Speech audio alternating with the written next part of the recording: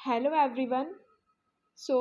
My name is Neha Gupta, and as you all know that I have started a session for your history portion, and this session will be beneficial if you're trying to cover your syllabus from Lucent. That is the most important book if you're preparing for any of the competitive exam. So in this session I will cover modern history. That will be the most important portion of your history section because mostly the questions come from this topic. So in the previous class I have covered revolt of 1857, and today we are going with Indian National Congress. So let's go. As you can see that I have taken this page from Lucent, and the page number is 102. So, coming to Indian National Congress. Indian National Congress, first of all हमारे 1857 के revolt के बाद India का क्या impact रहा था, क्या मतलब उसका क्या कंक्लूजन्स था। 1857 के रिवोल्ट के बाद ब्रिटिशर्स को ऐसा फील हुआ कि अब तो मतलब कंपनीज का मतलब रूल नहीं चल पाएगा इंडिया पर। इसीलिए उन्होंने और एडमिनिस्ट्रेशन को टाइट करने के लिए क्या किया कि इंडिया के जो पावर है उसको ट्रांसफ़र कर दिया ब्रिटिश क्राउन के अंडर, जिसकी वजह से क्या हुआ कि इंडिया का जो एडमिनिस्ट्रेशन है और डायरेक्टली जो यहाँ के गवर्नर जनरल थे, जो वॉइसरॉय थे, वो डायरेक्टली किसको रिपोर्ट करने लगे, ब्रिटिश क्राउन को। जिसकी वजह से क्या हो गया कि हमारे यहाँ का जो एडमिनिस्ट्रेशन था वो और भी ज़्यादा टाइट हो गया, तो जिसकी वजह से ब्रिटिशर्स ने और अच्छी पकड़ बना ली इंडिया के ऊपर। तो धीरे धीरे ऐसा इंडिया का एक्सप्लॉयटेशन होने लगा कि इंडियंस को एक टाइम पे फील हुआ कि ऐसा कुछ एक ऑर्गेनाइजेशन होना चाहिए जो कि इंडियाज़ के प्रॉब्लम को सॉल्व करे और इंडियंस के मतलब डिमांड्स को फुलफिल करे। तो 1885 में क्या होता है कि एओ ह्यूम, जो कि एक रिटायर्ड ब्रिटिश सिविल सर्वेंट थे, उनकी मदद से हमारे जो लीडर्स थे उन्होंने इंडियन नेशनल कांग्रेस का गठन किया। सो देखते हैं। The Indian National union was formed in 1884 by AO Hume. Indian National union जो था वो 1884 में एओ ह्यूम के द्वारा बनाया गया था। An English man and retired civil servant, वो क्या थे, वो एक इंग्लिश मैन थे, मतलब ब्रिटिशर्स थे और रिटायर्ड सिविल सर्वेंट थे। In association with various national leaders who called for a conference in Pune. किसकी मदद से वो बनाए, वो इंडियन नेशनल जो लीडर्स थे इंडिया के, उनके मदद से क्या हुआ, इंडियन नेशनल यूनियन का 1884 में गठन किए। Who called for a conference in Pune in December 1885। पहले ऐसे क्या बोला गया कि एक कॉन्फ्रेंस होगा जो कि इंडियन नेशनल यूनियन का कॉन्फ्रेंस होगा जो कि पुणे में होगा, जो कि दिसंबर 1885 में होगा। बट बाद में क्या हुआ कि वो जो वेन्यू था उसको शिफ्ट कर दिया गया था बॉम्बे में। क्यों शिफ्ट कर दिया गया था, क्योंकि पुणे में जो था बहुत ज़्यादा कॉलरा फैल रहा था, जिसकी वजह से हमारा जो वेन्यू था इंडियन नेशनल कांग्रेस का उसको बॉम्बे में शिफ्ट कर दिया गया था। The conference received the unanimous support of all Indian leaders. ये ऑब्वियस सी बात है कि इंडियन लीडर्स को एक अच्छा एक प्लेटफॉर्म मिल रहा था जिसमें क्या कर सके, वो अपने डिमांड्स को रख सके, ब्रिटिशर्स से रिक्वेस्ट कर सके अपने डिमांड्स को लेकर, और आपस में क्या कर सके, डिस्कशन कर सके या फिर किसी पॉलिसी को बना के आगे पास होने के लिए भेज सके। तो इनके इसलिए क्या था, इंडियन लीडर्स इसमें बहुत ही ज़्यादा सपोर्टिव थे। But the venue was shifted to Bombay. मैंने आपको बताया कि वेन्यू क्या था, बाद में बॉम्बे में शिफ्ट हो गया था फॉर वेरियस रीजंस, बहुत सारे रीजंस की वजह से इसको बॉम्बे में बाद में शिफ्ट कर दिया गया था। Specially outbreak of cholera in Pune. Specially इसका रीज़न क्या था कि कॉलरा पुणे में बहुत ज़्यादा बढ़ गया था, जिसकी वजह से इसको बॉम्बे में शिफ्ट करना पड़ा था। Further the leader decided to rename the Indian National Union as Indian National Congress. बाद में क्या हुआ, जो लीडर्स थे इसको डिसाइड करते हैं कि इसको इंडियन नेशनल यूनियन नहीं बोला जाएगा, अब क्या बोला जाएगा, इसको इसको बोला जाएगा Indian National Congress.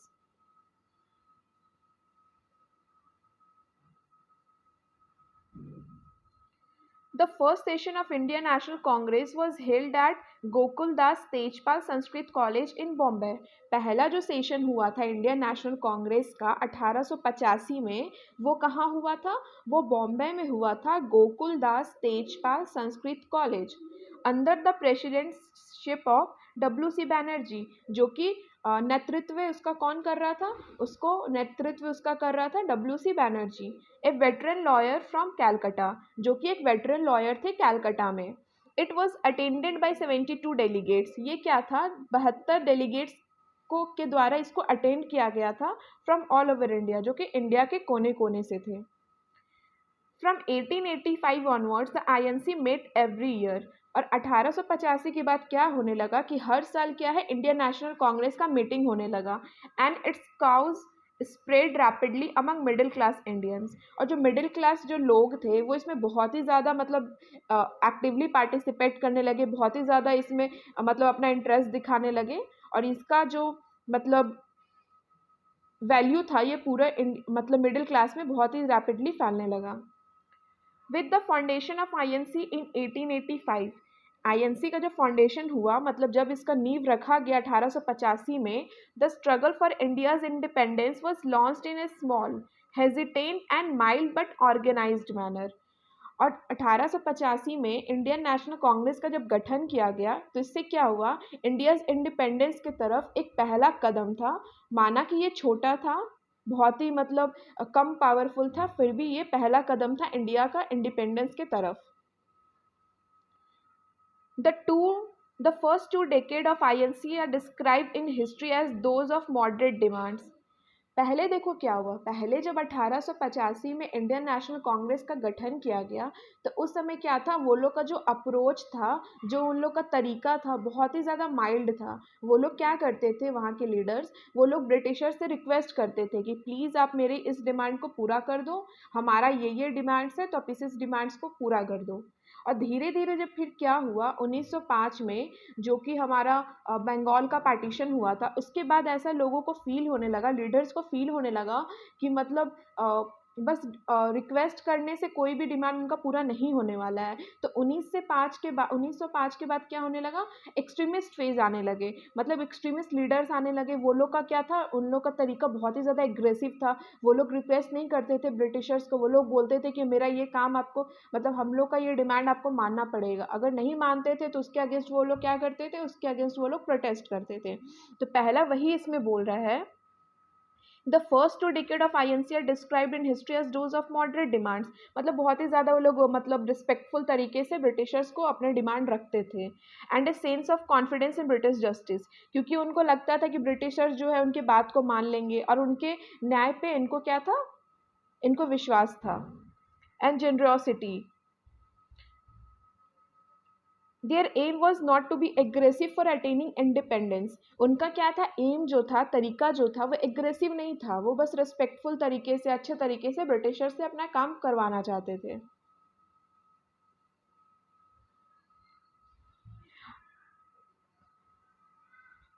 This resulted in Indian council act 1892। इससे क्या हुआ कि इंडियन काउंसिल एक्ट का गठन हुआ 1892 में, which allowed some members of to be indirectly elected by Indians. जिसकी वजह से क्या हुआ, कुछ मेंबर्स जो इंडियंस थे उनको जगह मिलने लगा। कहाँ जगह मिलने लगा? काउंसिल में। But keeping the official majority intact, लेकिन ऑफिशियल जो मेजोरिटी वो लोग का था उसमें कोई फ़र्क उससे नहीं पड़ा।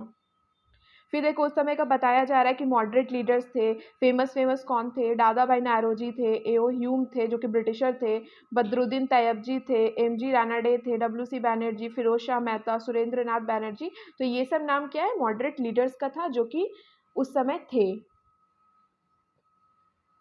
अब ये देखो कुछ कुछ ओपिनियंस है इंडियन नेशनल कांग्रेस का, जैसे कि INC represents only a microscopic minorities, ये लॉर्ड डफरिन बोले थे। The Congress is tottering to its fall and one of my great ambitions while in India is to assist is to peaceful demise, ये lord Curzon बोले थे। तो इस तरह का क्या है, ये सब ओपिनियंस था कुछ लीडर्स का। उसके बाद देखो 1905 में हमारा आता है एक्सट्रीमिस्ट फेज। ये सबसे पावरफुल मतलब फेज था, ये सबसे पावरफुल ये लोग लीडर्स थे कि ब्रिटिशर से अपना डिमांड्स को फुलफिल करवाने में। एक्सट्रीमिस्ट फेज जो कि था 1905 से 1917 तक। 1917 के बाद क्या होता है, गांधीयन एरा आता है। फिर गांधी जी, उनका अलग ही पॉलिसीज था, उसके थ्रू फिर वो अब क्या करते थे, ब्रिटिशर्स के ऊपर डिमांड्स रखते थे, उनसे अपना मतलब पॉलिसीज रखते थे, उनसे रिक्वेस्ट करते थे। तो वो उसके बाद क्या होता है, गांधीयन एरा आता है। और 1905 से 1917 तक क्या चलता है, एक्सट्रीमिस्ट फेज चलता है। Realisation that the true nature of British rule was exploitative. अब देखो क्या था, एक्सट्रीमिस्ट का जन्म क्यों हुआ, क्यों मॉडरेट लीडर से काम नहीं बना, तो एक्सट्रीमिस्ट मतलब एग्रेसिवनेस इन लोग को अपनाना पड़ा। तो इसका क्या रीजन था, realisation that the true nature of British rule was exploitative. बाद में ये लोग को फील होने लगा कि जो मतलब ब्रिटिश रूल का जो मतलब रियल का जो उन लोग का रूल है, वो क्या कर रहा है, इंडिया को किसी ना किसी तरह से एक्सप्लॉइट कर रहा है। International influences and events which demolish the myth of white European supremacy. और बहुत सारे मतलब लड़ाई हुए, और बहुत सारे मतलब स्ट्रगल्स हुए फॉर दूसरे कंट्रीज में, जिससे कि वो लोग की आंखें खुली। वो लोग को लगा कि मतलब ये बस एक कहावत है कि मतलब यूरोपियन और वाइट जो है वो सबसे ज़्यादा सुप्रीम है, वो रूल कर सकते हैं दूसरों को। तो ये मतलब वो लोग का क्लैरिटी आया मन में। This included Abyssinia, Ethiopia's victory over Italy. ये कुछ कुछ मतलब स्ट्रगल्स थे जिसके थ्रू उन लोग को समझ में आया यार कि बाकी कंट्रीज जो अपने हक के लिए लड़ाई कर रहे हैं, अपने कंट्री के फ्रीडम के लिए लड़ाई कर रहे हैं, तो हमें भी मतलब लड़ाई करना चाहिए अपने फ्रीडम के लिए। तो इसमें कौन कौन सा था, Abyssinia and Ethiopia victory over Italy जो कि 1896 में हुआ। बॉयर वॉर्स हुआ जो कि 1899 से 1902 में हुआ। In which the British face reverse, जिसमें कि ब्रिटिशर्स को क्या हुआ, वो लोग हरा दिए। Japan victory over Russia, Japan को मतलब रशिया बहुत ही पावरफुल कंट्री था उस टाइम पे, लेकिन जापान जो है वो रशिया को हरा दिया 1905 में। Dissatisfaction with the achievements of moderates, और जिस तरह से आपको पता है कि मॉडरेट लीडर्स मतलब बहुत ही माइल्ड वे में ब्रिटिशर से रिक्वेस्ट करते थे, लेकिन इसी वजह से क्या हुआ, उनको सक्सेस नहीं मिल पाया। तो इसकी वजह से भी एक्सट्रीमिस्ट फेस का जन्म हुआ। Reactionary policies of Curzon such Calcutta Corporation Act 1904। इसमें क्या हुआ कि 1904 में जो लॉर्ड कर्जन थे वो क्या किए, कैलकाटा कॉपरेशन एक्ट पास किए, जिसके बाद क्या हुआ, बंगाल का डिवीज़न हो गया, जो कि बहुत ही मतलब सडन रीज़न था एक्सट्रीमिस्ट फेस के जन्म देने होने का। Indian universities act 1905, Indian universities act हुआ था 1905 में। फिर पार्टीशन ऑफ बंगाल हुआ था 1905 में, मतलब पार्टीशन बंगाल का विभाजन हो गया था, एक ईस्ट बंगाल में हो गया था, एक वेस्ट बंगाल में हो गया था। ये बेसिकली ब्रिटिशर्स का एक तरीका था डिवाइड एंड रूल का, मतलब वो चाहते थे कि मतलब बंगाल को डिवाइड कर दे, क्योंकि वो सबसे पावरफुल एरिया था उस टाइम का, और वहाँ बहुत ही ज़्यादा लोग पॉलिटिकली एक्टिव होते थे। तो इनको बस डर लगता था कि वो लोग सब यूनाइट होकर रिवोल्ट ना कर दे, इसकी वजह से क्या कर दिए वो, बंगाल का विभाजन कर दिए। Existence of militant school of thought, मतलब मिलिटेंट स्कूल ऑफ थॉट का मतलब उस समय गठन हुआ, जिसकी वजह से भी एक्सट्रीमिस्ट फेस का जन्म हुआ। And emergence of trend leadership, उसके बाद में क्या हुआ, सब मिलके ट्रेंड लीडरशिप का जन्म हुआ, जिसकी वजह से भी एक्सट्रीमिस्ट लीडर्स का जन्म हुआ।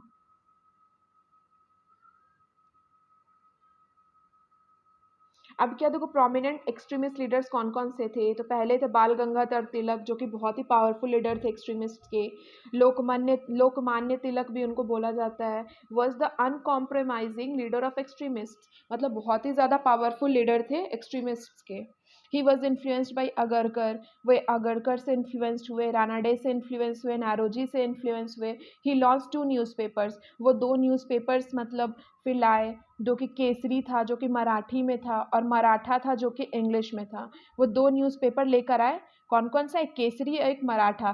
केसरी जो था वो मराठी में था, और मराठा जो था वो इंग्लिश में था। ही ऑर्गेनाइज गणपति फेस्टिवल, वो 1893 में गणपति फेस्टिवल का भी ऑर्गेनाइज किए। शिवाजी फेस्टिवल का भी ऑर्गेनाइज किए 1895 में। He was deported to Mandalay jail. अब देखो क्या हुआ, क्योंकि वो मतलब 2 न्यूज़पेपर वो लिखते थे, एक केसरी हो गया, दूसरा मराठी हो गया, मराठा हो गया। तो वो क्या हुआ कि इतने ज़्यादा एग्रेसिव मतलब आर्टिकल्स लिखते थे, जिसकी वजह से उनको क्या हो गया, मंडले जेल में भेज दिया गया। He started the home rule league in 1960, उन्होंने होम रूल लीग का भी मतलब स्थापना किया था 1916 में। ही रोड गीता रहस्य, उन्होंने गीता रहस्य भी लिखा। और उनका एक बहुत ही फेमस डायलॉग है, Swaraj is my birth right and I will have it. मतलब क्या, मतलब स्वतंत्रता उनका अधिकार है, जन्मसिद्ध अधिकार है और उनको वो क्या करेंगे, लेकर रहेंगे। ये बोलना था बाल गंगाधर तिलक का।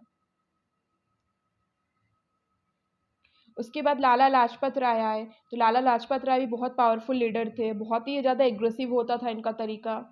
एक्सट्रीमिस्ट फ्रॉम पंजाब, ये पंजाब से थे। Under the influence of Arya Samaj he founded national school at Lahore. Arya Samaj के मतलब इन्फ्लुएंस के अंदर उन्होंने क्या किया, नेशनल स्कूल एट लाहौर का नींव रखा।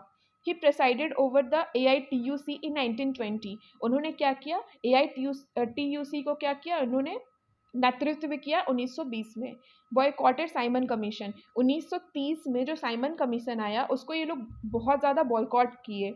साइमन गो बैक का नारा भी लगा। तो उसके बाद क्या हुआ कि जब साइमन कमीशन को ये बॉयकॉट कर रहे थे, उसके अगेंस्ट प्रोटेस्ट कर रहे थे लाहौर में, तो उस समय क्या हुआ कि इनके ऊपर बहुत ही ज़्यादा लाठीचार्ज होने लगा पुलिस के द्वारा, जिसकी वजह से वो क्या हो गया, वहीं पर उनका डेथ हो गया। demonstrated against it in Lahore, during which he was brutally assaulted by the police and subsequently succumbed to his injuries. हाँ, इतना ज़्यादा मतलब उन पे लाठीचार्ज हुआ कि फाइनली क्या हुआ, उनका डेथ हो गया वहीं पर, साइमन कमीशन में प्रोटेस्ट करने के दौरान लाहौर में। उसके बाद कौन आते हैं, उसके बाद आते हैं Vipin Chandra Pal. Discarded orthodox Hinduism and entered Brahmo Samaj and visited England and America. वो क्या थे, वो मतलब जो रूढ़िवादी हिंदुइज्म था या फिर जो कट्टर हिंदुइज्म था उसके वो अगेंस्ट थे। और वो क्या, वो ब्रह्मो समाज में एंटर किए थे और इंग्लैंड और अमेरिका में भी विजिट किए थे। He founded English weekly New India. वो क्या किए थे, इंग्लिश वीकली न्यू इंडिया का भी फॉन्ड मतलब बनाए थे। ही लेड द स्वदेशी मूवमेंट, स्वदेशी मूवमेंट जो हुआ था उसमें भी ये मतलब भागीदारी किए थे। He carried gospels of boycott, swadeshi, national education, swaraj and passive resistance. वो क्या क्या चीज़ में मतलब पार्टिसिपेट किए थे, किस चीज़ को प्रमोट किए थे, तो बॉयकॉट को प्रमोट किए थे कि मतलब ब्रिटिशर्स के सारे गुड्स को, सारे स्कूल्स को, कॉलेजेस को, ऑफिसेस को क्या करो, छोड़ दो और स्वदेशी अपनाओ। मतलब जो इंडियन के प्रोडक्ट्स है, इंडियन की जो भी मतलब ऑफिसेस है या फिर स्कूल्स है उसमें पार्टिसिपेट करो, ब्रिटिशर्स की चीज़ को यूज़ मत करो। नेशनल एजुकेशन मतलब पढ़ाई को बढ़ावा दिए थे, शिक्षा को बढ़ावा दिए थे। स्वराज मतलब स्वतंत्रता के लिए ये लड़ाई किए थे। पैसिव रेजिस्टेंस को बढ़ावा दिए थे। And he founded Vande Mataram, और वंदे मातरम को क्या किए थे, ये नींव रखे थे।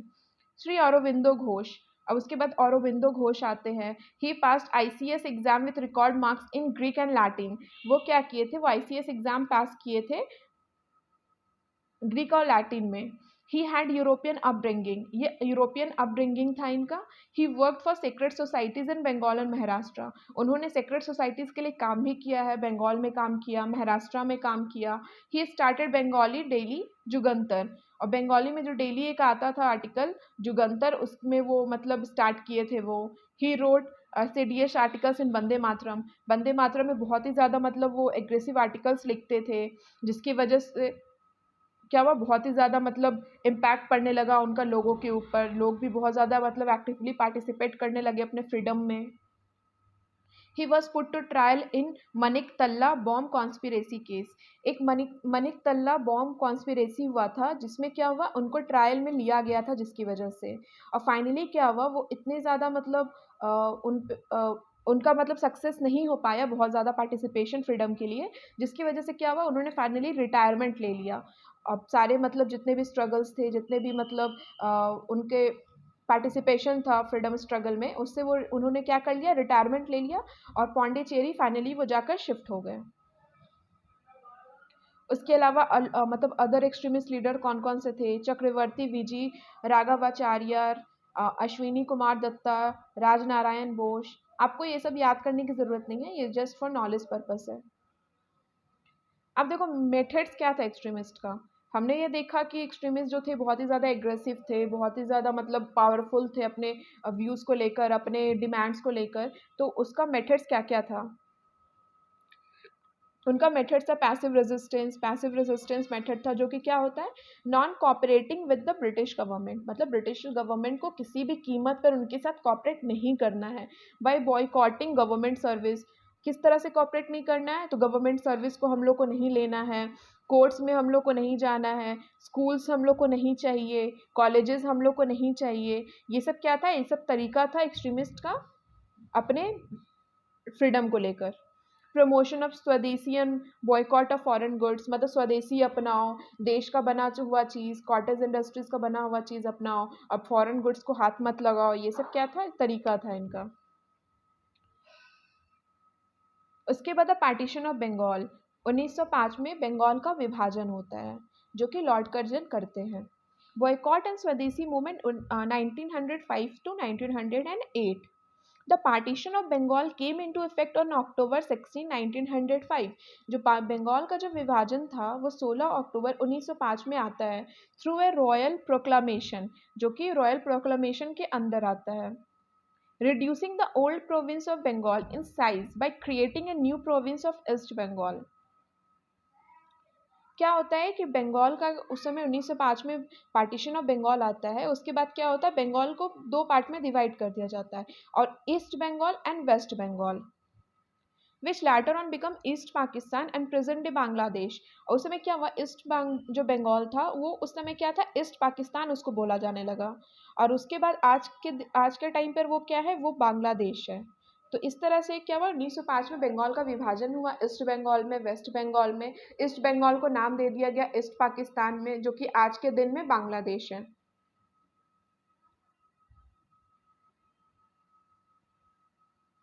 The government explained that it was done to stimulate growth of underdeveloped eastern region of the Bengal।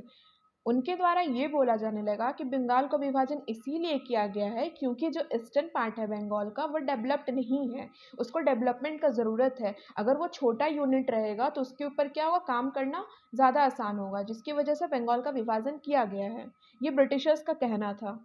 But actually the main objective was the divide and rule. But उनका रियल में ऑब्जेक्टिव उनका क्या था? उनका ऑब्जेक्टिव था divide and rule. The most advanced region of the country at that time. वो क्या था? बंगाल सबसे एडवांस रीजन था हमारे कंट्री का उस समय में। The main reason for partition of Bengal was to destroy the political influence of the educated middle class among whom the Bengal intelligentsia was were the most prominent. उस समय बंगाल का पार्टीशन करने का सबसे ज़्यादा बड़ा रीज़न क्या था? क्योंकि वहाँ पे जो पॉलिटिकल इन्फ्लुएंस था, जो कि वहाँ के लोग क्या होते थे? बहुत ज़्यादा शिक्षित होते थे। तो उसकी वजह से क्या, वहाँ पॉलिटिकल इन्फ्लुएंस बहुत ही ज़्यादा था, और मतलब वो लोग बहुत ही ज़्यादा पार्टिसिपेट करते थे फ्रीडम स्ट्रगल में, फिर किसी भी तरह के प्रोटेस्ट में, जिसकी वजह से क्या, वो उसको तोड़ना चाहते थे। इसी वजह से उन्होंने क्या किया? बंगाल को डिवाइड कर दिया 2 पार्ट्स में। It also set up A communal gulf between Hindus and Muslims. और उसमें क्या हुआ? हिंदूज और मुस्लिम्स के बीच में एक क्या हो गया? एक दीवार खड़ी हो गई। क्यों खड़ी हो गई? क्योंकि जो eastern part of the Bengal था वो जनरली क्या था? मुस्लिम डोमिनेटेड मतलब पार्ट था, और जो वेस्टर्न पार्ट था वो हिंदू डोमिनेटेड था। तो 2 पार्ट में डिवाइड हुआ, तो ऑब्वियसली जो ईस्टर्न पार्ट है जो कि मुस्लिम डोमिनेटेड है, और जो वेस्टर्न पार्ट है जो कि हिंदू डोमिनेटेड है, दोनों के बीच में क्या हुआ? डिफरेंसेस होने लगा।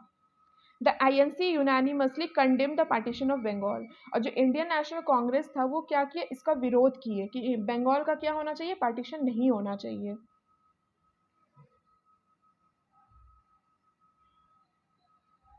The boycott and Swadeshi movement had its genesis in the anti-participation movement, anti-partition movement, which was started to oppose British decision to divide and Bengal.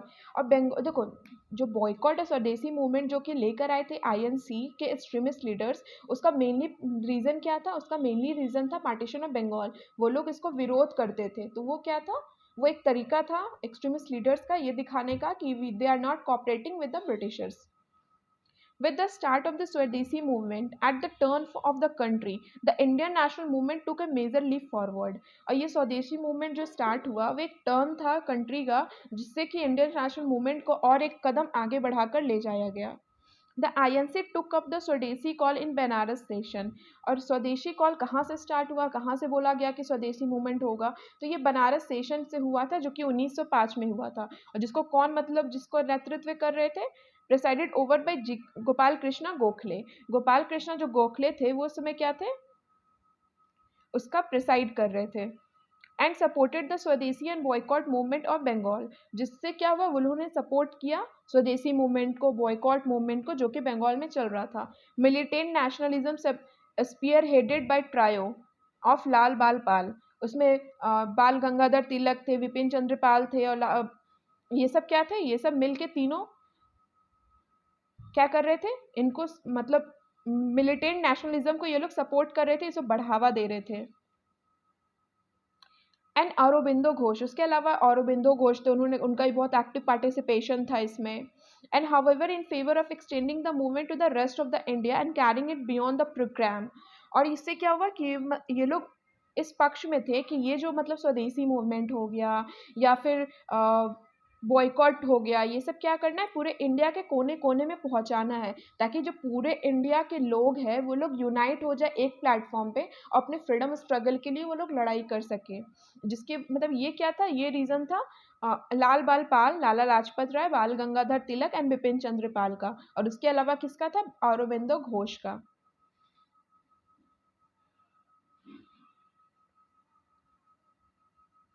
Extending the movement to the rest of the India and carrying it beyond the program and just Swadeshi and boycott of goods and full-fledged political mass struggle। मतलब ये क्या था, स्वदेशी movement हो गया, boycott हो गया, ये सब के थ्रू वो लोग पूरे इंडिया के लोगों को एक इकट्ठा करके ब्रिटिश के अगेंस्ट लड़ाई करना चाह रहे थे। On August 7, 1905, a resolution to boycott British goods were adopted। 7 अगस्त 1905 में एक रेजोल्यूशन लिया गया कि क्या हो किया जाएगा, ब्रिटिश गुड को का त्याग किया जाएगा, ब्रिटिश गुड्स को अब यूज नहीं किया जाएगा। They are adopted at the meeting of INC held in Calcutta. Calcutta में एक मीटिंग होता है जिसमें क्या बोला जाता है कि ब्रिटिश गुड्स को क्या किया जाएगा, उसका बहिष्कार किया जाएगा, उसको नहीं अपनाया जाएगा, जो कि 7 अगस्त 1905 में हुआ था। It was started as a purely economic measure for the development of Indian industry. और ये क्या था, ये एक स्टेप था एक्सट्रीमिस्ट लीडर्स का, किसके लिए, ताकि वो इंडियन इंडस्ट्रीज को प्रमोट कर सके। जैसे कि ब्रिटिशर्स का गुड्स यूज़ करने से क्या होता था कि मतलब उनके जो गुड्स थे वो थोड़े चीप रेट पे आते थे, क्योंकि वो सब मशीन से बनते थे और चीप लेबर्स के थ्रू बनाए जाते थे, तो इसलिए उनके प्रोडक्ट्स क्या थे, थोड़े चीप थे। जिसकी वजह से क्या हुआ, इंडियन इंडस्ट्रीज जो था पूरे तरीके से कोलैप्स कर गया, क्योंकि बाकी जो इंडियंस थे वो उनके प्रोडक्ट्स को ज़्यादा प्रेफर करते थे, क्योंकि वो ईजिली अवेलेबल होता था और चीप रेट पे भी मिलता था, जिसकी वजह से इंडियन इंडस्ट्रीज कोलैप्स हो गया था। तो अब क्या बोला गया, अब बोला गया कि जो ब्रिटिशर्स के गुड्स है उनको क्या करो, बहिष्कार करो, और इंडियन इंडस्ट्री को क्या करना है, इंडियन इंडस्ट्री को प्रमोट करना है। अब क्या किया जाएगा, बस स्वदेशी अपनाया जाएगा और इंडियन गुड्स को यूज़ किया जाएगा। बॉनफायर ऑफ फॉरेन गुड्स, मतलब जितने भी फॉरेन गुड्स थे उनको जला दिया गया एक जगह रखकर। Was launched on a large scale in all the major cities. बड़े बड़े सिटीज़ में ये क्या किया गया, फॉरेन गुड्स को जलाया गया। Tilak took the movement to the different parts of India. Tilak जो बाल गंगाधर तिलक थे वो मतलब अपनी इस मेथड को, मूवमेंट को क्या किया, दूसरे पार्ट्स को में भी ले जाने लगा इसको, स्पेशली इन पुणे, पुणे में ले जाया गया एंड मुंबई, मुंबई में ले जाया गया। Ajit Singh and Lala Lajpat Rai spread the swadeshi message in Punjab. और अजीत सिंह थे और लाला लाजपत राय थे, ये क्या किए, स्वदेशी मूवमेंट को पंजाब में स्प्रेड करने लगे and other parts of northern India, और नॉर्दर्न इंडिया के जो अदर पार्ट्स थे उसमें भी ये स्प्रेड करने लगे। सैयद हैदर रजा जो थे, setup an agenda in Delhi, agenda एक सेटअप किए, Rawalpindi, Kangra, Jammu, Multan and Haridwar witness active public participation in स्वदेशी मूवमेंट। और ये क्या किए, जगह जगह से लोगों को इकट्ठा करने लगे ताकि सब लोग मिलकर स्वदेशी मूवमेंट अपना सके।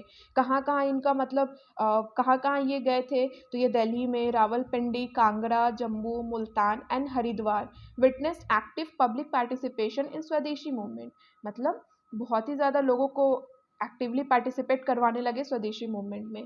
Chidambaram Pillai took the movement to Madras. Chidambaram Pillai जो थे वो मद्रास में ले जाने लगे, मद्रास प्रेसिडेंसी में, which was also galvanised by Bipin Chandra Pal extensive lecture tour. और बिपिन चंद्र पाल का जो लेक्चर टूर था, जिसकी वजह से और इसको मतलब पावर मिला था, और ये सब चीज़ क्या हुआ, पूरे कंट्री में कोने कोने में स्वदेशी मूवमेंट जाने लगा with the help of different leaders. तो ये था हमारा आज का इंडियन नेशनल कांग्रेस। अब नेक्स्ट हम लोग देखेंगे नेक्स्ट क्लास में मुस्लिम लीग का फॉर्मेशन होता है 1906 में, तो इसके आगे हम लोग पढ़ेंगे नेक्स्ट क्लास में। So guys, I hope you are liking my session, and if you like it, then please like, comment and subscribe, और आपको लगता है कि किसी तरह के चेंज करने की ज़रूरत है या किसी तरह का सजेशन आपको देना है, तो प्लीज़ आप कमेंट बॉक्स में डालो ताकि मुझे पता चले कि आपको क्या चीज़ की ज़रूरत है या फिर आप किस चीज़ में इंटरेस्टेड हो। And please if you are liking my session then please like, comment and subscribe and thank you so much.